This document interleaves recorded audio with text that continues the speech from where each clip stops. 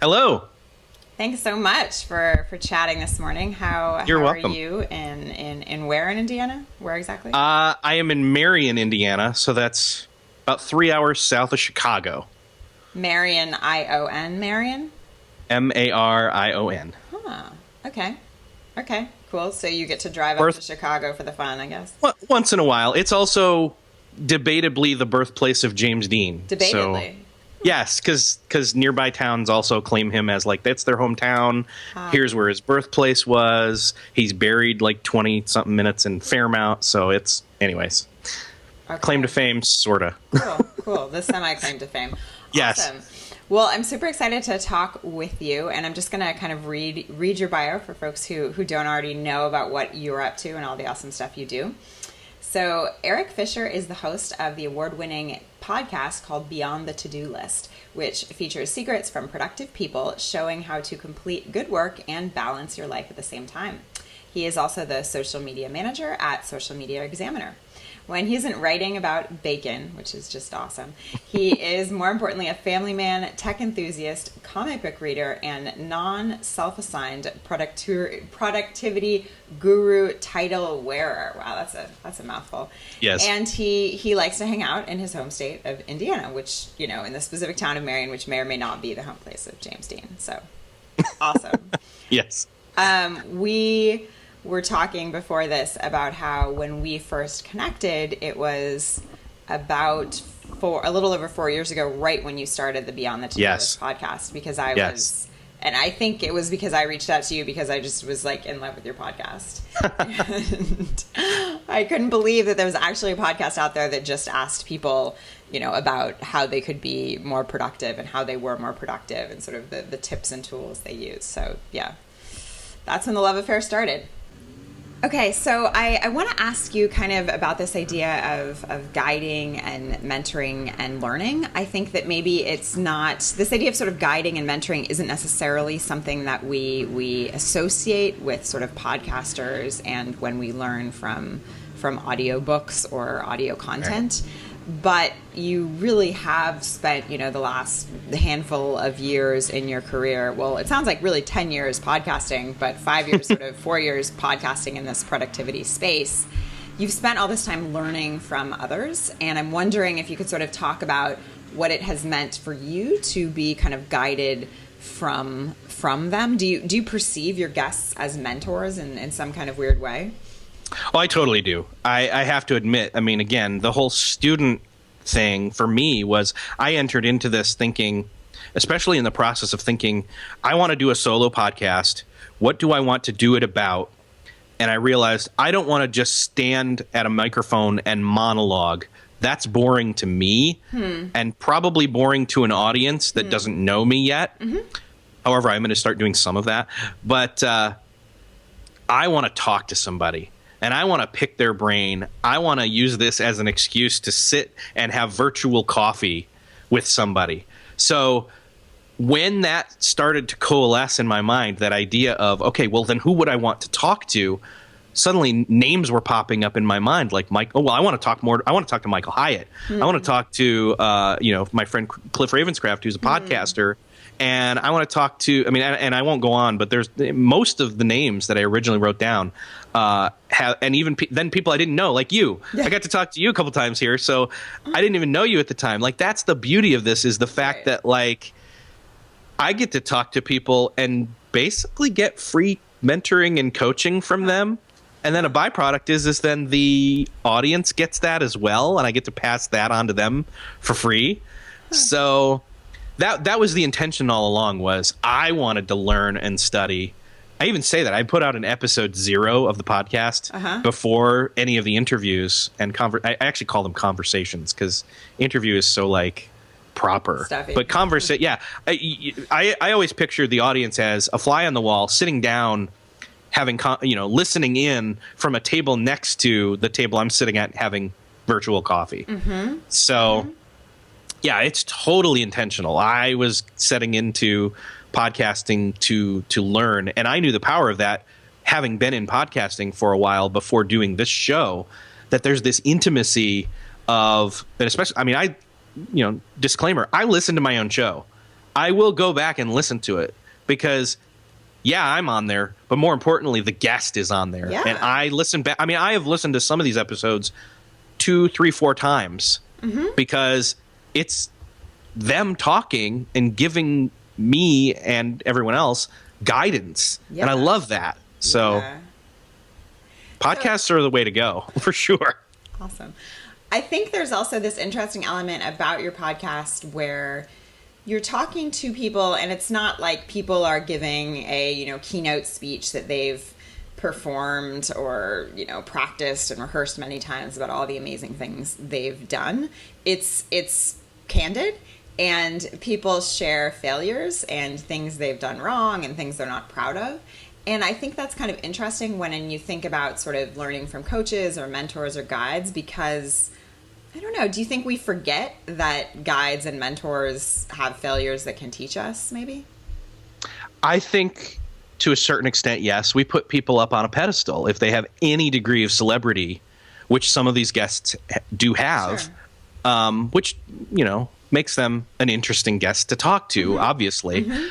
But some of the best stuff comes from when you can talk to them and go beyond what it is they're there to talk about. Because often I can get somebody because they have something new they're trying to promote. So what I'll do, here's the secret sauce. What I do is I'll actually go and listen to them on somebody else's show and hear those quote unquote canned responses. And then I'll listen for, I know what his answer is.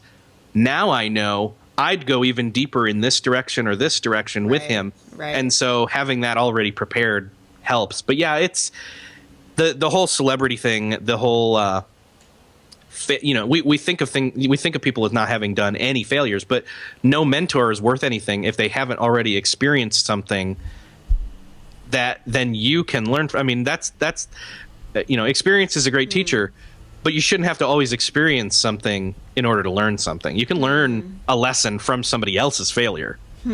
I love that, the idea of learning a lesson from somebody else's failure. Have there been any interesting sort of stories of things people aren't necessarily super proud of that they've shared on your show over the years?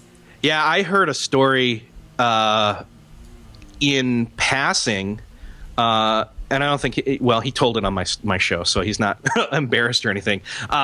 Michael Hyatt actually talked about. Who is one of those celebrity type? Yeah, he's a big name. A lot of people know him, look up to him, and we were talking about setting goals. We were talking about kind of the direction of your life and lining those things up. And I knew that he had struggled with kind of the shame of his father in the past being an alcoholic. Oh, wow. And the shame of that on himself. And I'll get to the lesson in a second, but basically he told a story of how he was angry at his father. And I had personal issues the same with my father. And so it resonated with me. And it was this idea that looking back on the past and saying, I don't want to be that way, was in a sense, and this is what he said, is it was like when you're driving a race car, and I've never experienced that, and I don't know that he has either, but he knows this lesson, which is that when you're going around a curve, if you keep looking straight ahead, you run into the curve. But if you turn to where you're wanting to go instead, where you're going, and turn and look that way, then you go that way versus straight ahead into the curve. And so what he was saying is he spent, and myself personally, we both spent a lot of time saying, I don't want to be like my father. And that was causing us to still veer towards focusing on the negative, the past. And instead we said, well, okay, let's take one last look and say, okay, the attributes that was are not good, but what are the anti, or what's the antithesis of that? What's over here that in the future, moving forward, we want to be like? And then let's dissect and reverse engineer our future self being a good father and being responsible, and how does that break down to what I can do now, and let me move that way and not look back anymore. that was huge for me. And I loved being able to go there with him because that's not something a lot of people knew about. That's a really powerful story. Yeah. And it's interesting because, I'm friends with one of his daughter, Mary Crimmins, and she is just a really, really incredible teacher when it comes to sort of this idea of kind of self-talk, and just how what we say to ourselves and what we say to ourselves really matters, and how thoughts form our actions, essentially. So just that idea of saying, I don't want to be that, I don't want to be that, I don't want to be that, what it ends up sort of creating in your life is exactly what you don't want. Yeah, self-fulfilling prophecy works both ways, so you got to aim the right way with it. Wow, that's really interesting. It's so special that you've been able to hear these types of stories from people, and not just sort of the glitz and the shiny stuff, essentially. Yeah, I really appreciate that. In fact, just to show, Michael was at Social Media Marketing World, the conference I was just at, and I saw him one time in passing, and he didn't see me at first, and I moved over and got in his line of sight, and he's like, Eric, and he walks up and gives me a hug, and I'm like, that was a really cool, I mean, honestly, if you're seeing this, that was a really cool moment for me. So that's great. That's really it was good to see you and have that. So I'm wondering, now that you touched on this a little bit, but, part of your work is basically convening these productivity experts together and giving them kind of a stage to share their wisdom with your audience, right? So you're this connector and you're this convener, and you are getting them to share these incredible stories that will impact people, just like Michael Hyatt's story, right? So in the course of this work, have you come to sort of see yourself as a mentor as well to your audience? I mean, I would hope yes, right? Michael Hyatt isn't just the mentor in that conversation you two had, you are as well. Yeah, even in the first few months, there were people starting to send me emails asking me for advice. It rubs off. The experience, I don't know exactly how to describe it, but it's authority in essence, because it's approachability. And I should say, again, this is a hat tip to the power of podcasting, because they're not just developing a relationship with my guest and learning from them.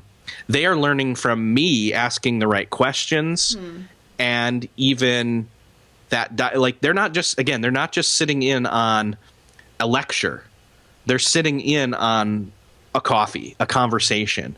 And so they feel like they know me too. And so suddenly I'm approachable, and I'm learning, and I'm sharing. And as time's gone, I mean, I wholeheartedly try to stick to the rule of a good, quote unquote, interviewer gets out of the way and asks a question and then gets out of the way and lets the person talk.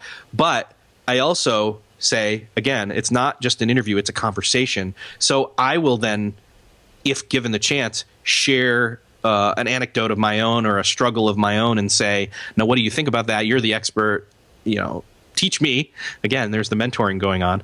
And inevitably, I should say, the audience picks up on the fact that I'm learning too, and I'm a step or two. Again, to be an expert, you don't have to be, in it for the long haul for years and years and years. You only have to be, or even to be a mentor, you don't have to be, there is no end of the journey looking back. It's the couple steps ahead of the journey.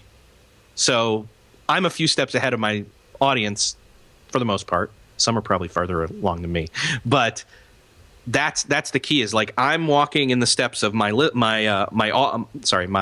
guests, and then my audience is walking in the steps of me and the guest. So it just inevitably happens that I become the quote unquote productivity expert as well. So talk to me about this idea of being teachable. You say that you are kind of a natural student, and so maybe this idea of having this podcast where you bring on experts to teach your audience, but also to teach you, was sort of a natural fit. But how important is teachability in general to learning? I think that I'm starting to like, I'm 38. And so I'm at this recording time and I'm already sorry. Right, no, and changes every day. Tomorrow it'll be 38 and an extra day. No, I am starting even more to realize, oh my gosh, I'm, life expectancy as it is these days, I'm like not even halfway there.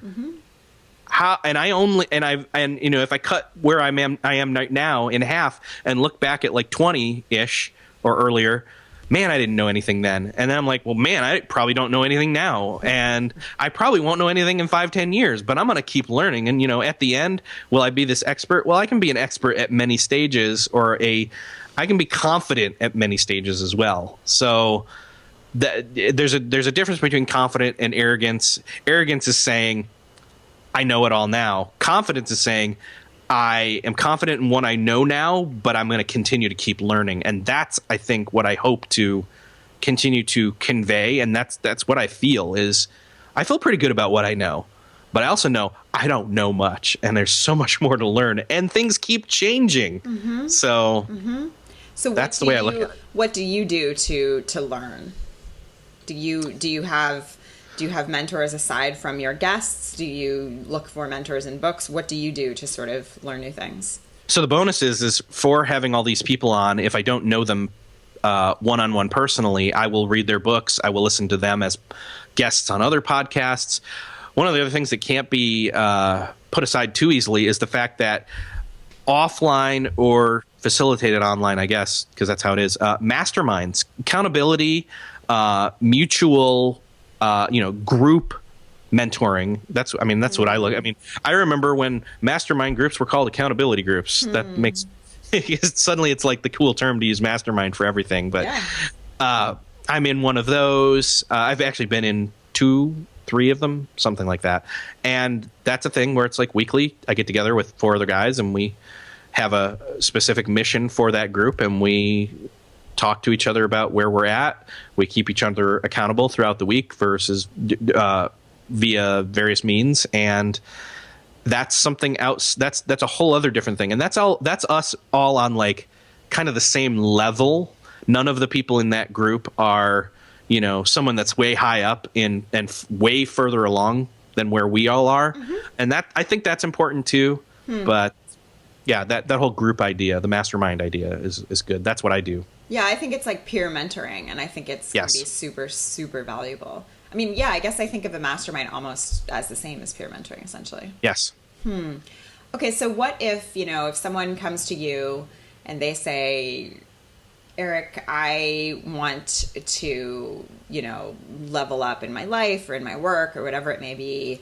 I have no idea where to find a mentor or a guide or a coach. What would you recommend they do if they're just sort of starting this process of, how can I find someone to help me?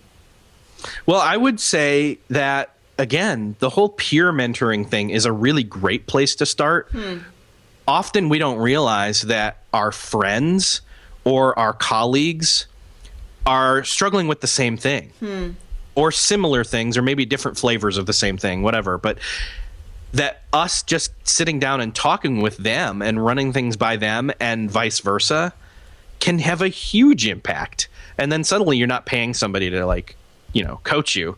So that's a great place to start. But then the second place to start would be, is there anybody local or online that you do have access to or connection to that you could look up, say, via LinkedIn or Facebook or something along those lines. And maybe if you don't know them personally, maybe do some of that gleaning by proxy through a podcast and start there. You may be amazed at how many, I'm amazed at how many people reach out and say, oh my gosh, I learned so much from this episode.